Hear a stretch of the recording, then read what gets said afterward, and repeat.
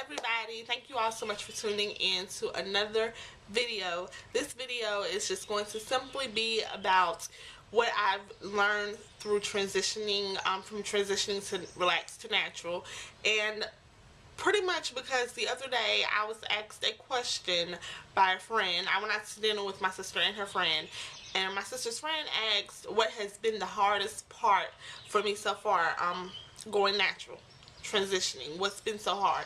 And I had to think about that. I kind of got stumped a bit because I'm like, what has been hard for me?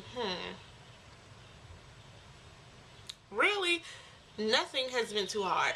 If I have to say anything has been a little hard, would be hearing the negative things about natural, like, or when you tell someone you're gonna go natural, they're like, no, don't do that, you won't look right natural. I won't look right with my natural hair, okay? But or things like, don't cut your hair off. Why you gonna cut your hair off? You know, you should transition for longer. You should do this. You should do that. You should just all this kind of stuff. Which it really, that still isn't hard for me because I know how to take it, and I don't really get that a lot, but I do get it every now and then, and it still isn't really hard because of the fact that I just let it blow off my shoulders. It's really nothing to me because my mind is made up. And when you have your mind made up and you know you're gonna do something, like, it doesn't matter what anyone else says.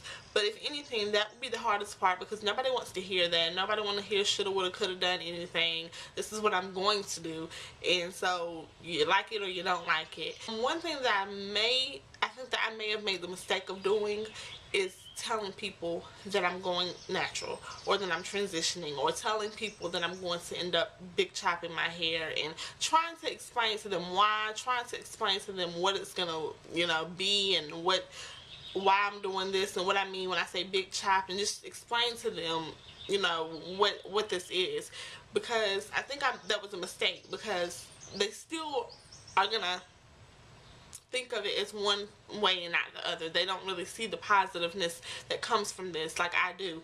They don't see natural the way I see it. When they see kinky curly hair on one person, you know, and I see kinky curly hair on that person, they may not think it's pretty, whereas I think it's like the most beautiful thing I've ever seen. Like, it's just, I have a different way of looking at the whole natural community. But then again, I do come across a lot of people who love it and think that it's going to be beautiful, and who is supportive of me in my decision. They support me a lot through that. So that's something that I've learned by going natural. So that may have been a mistake, or may not have been. I just figured that if I tell people that I'm going natural, or tell them that I'm going to end up chopping my perm ends off when I do it, they won't be so surprised, like, what the heck did you do? They'll know because I told them. But still, people are going to say whatever they want to say, so it kind of really doesn't matter. But if you want to tell them and try to explain to them, I was just excited and thought that I shared my story like I'm sharing with you all. But hey, people have their opinions, and that's all. It doesn't even matter. This whole journey has been pretty much easy for me as far as the styles that I do and taking care of my hair and maintaining it. That's really been easy for me because even before I started transitioning to natural, I loved roller sets and straw sets and curls and pinning my hair up. And even though this flat twisting is something totally new for me, and I can only do it like on one side, I mean, other than that, everything else is pretty much second nature to me.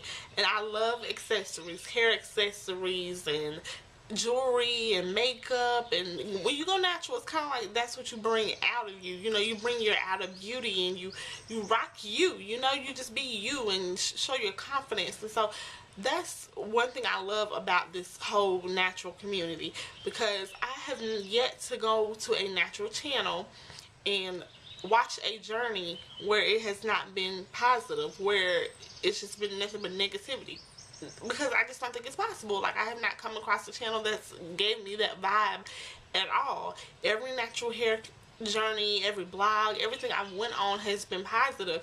And I think that going through this phase, you have to go in with a positive mindset. You can't be like wake up and just be like, I'm just gonna do my hair, go natural, and just think of it as just an everyday thing. Like, to me, I just can't do that. It's just something that I embrace, and I'm very excited.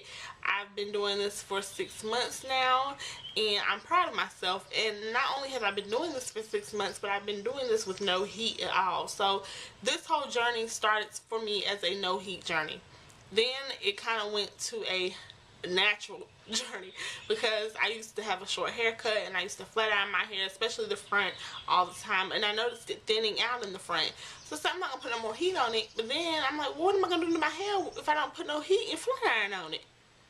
I said, okay, well, then the only thing I can think of doing is, washing it and rolling it and, curling it with some rollers or something. Like, that's pretty much it. And then I discovered this natural hair community on YouTube, and I'm like, and mind you, I've already been thinking about natural. Like, it kind of came up to me. But then my sister, when she described it to me, the first thing she said was, you're going to have to cut all your hair off. And I'm like, oh my gosh, no. But then I looked it up on YouTube and I read about it. And then I started to see what the big chop meant. And then I also saw how you can transition without the big chop. That was the first thing that came to me on YouTube, was the big chop. And then how to transition without the big chop. So then I'm like, okay, I understand both of them now. So then I made the decision to I still wanted to big chop. Like, it wasn't like, no, I'm going to just transition for, 1 year or 2 years. And shout out to those girls who can do it, because that is just the bomb.com. Because I just ain't got the patience to do it. I don't know what in the world it is. But I'm just so anxious, but I just switch, it may not be good to be that way, but I'm just excited. I guess you could say excited. And just stay tuned with me through my journey and watch how I go from this to whatever God is going to have planned for me years from now. But it's been very, very exciting. And for all of you transitioners, great. That's great. I love it. I really do. If I can meet more transitioners and, I really don't know any transitioners personally here in my hometown. A lot of people are already natural, or they're not natural.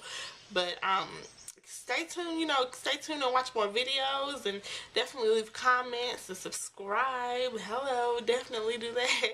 But because this is just a journey for me. This is really a journey for me, and I'm learning so much, and it's just bringing me out more, and I'm showing my confidence and embracing it, and this is just a blessing for me. So yeah, so that's pretty much it. I hope I didn't bore y'all to death, but yeah, go ahead and leave your comments, subscribe, rate, all of that. And thank you all so much for watching. God bless. Bye.